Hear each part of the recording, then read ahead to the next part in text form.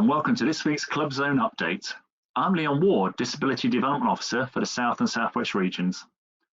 First, a reminder that Sport England have now made their small grant scheme eligible for applications from clubs in deprived areas to support running costs, so check out the Sport England website for more information. Also, the Clubroom e-newsletter will be published next Thursday. This is our monthly bulletin for those involved with running clubs.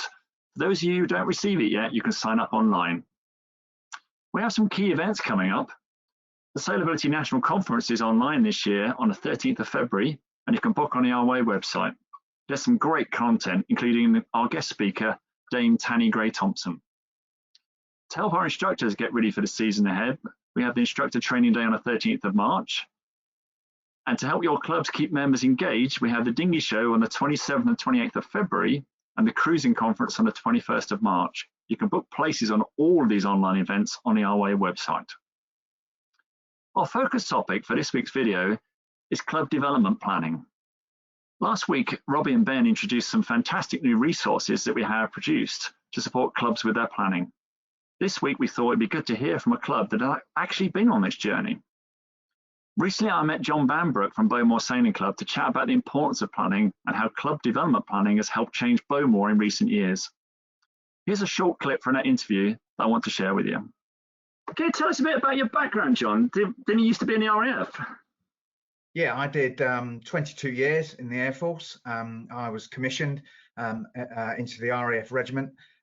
Lots of different tours and backgrounds and operations mostly through the 90s. And then I did a fair amount of training tours and staff tours, finishing up with a tour in the Ministry of Defence, strategic planning, strategic resources.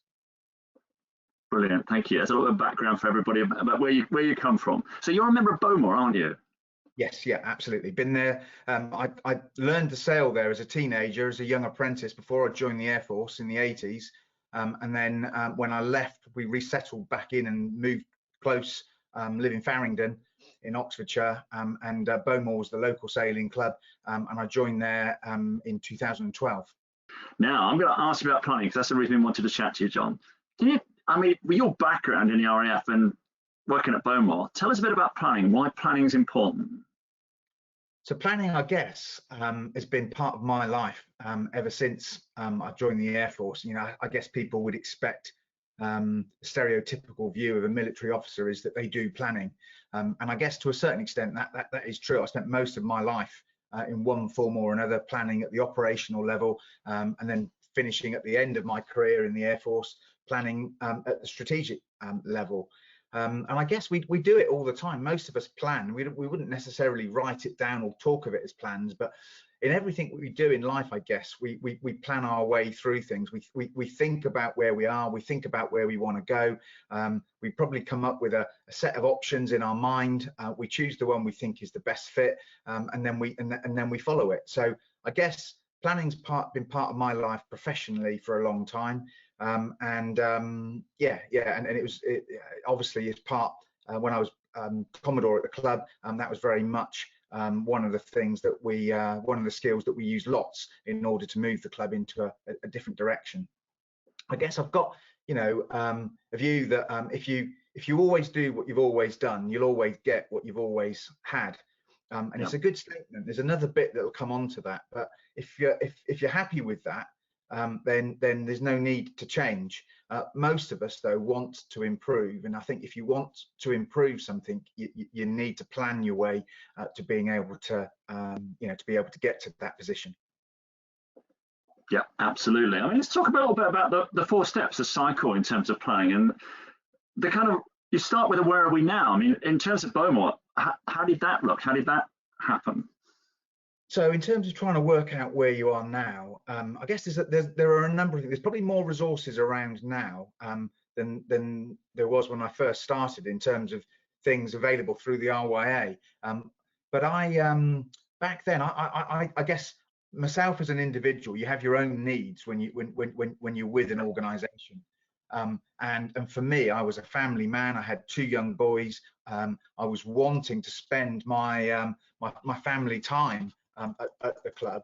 The club at the time was very much into its racing, but there wasn't necessarily the full social scene or the full family thing that went with that. So I felt, as a new member into the club, that actually the club could do a bit more on the family side of things, to go along with its reputation for being a racing club. Yeah.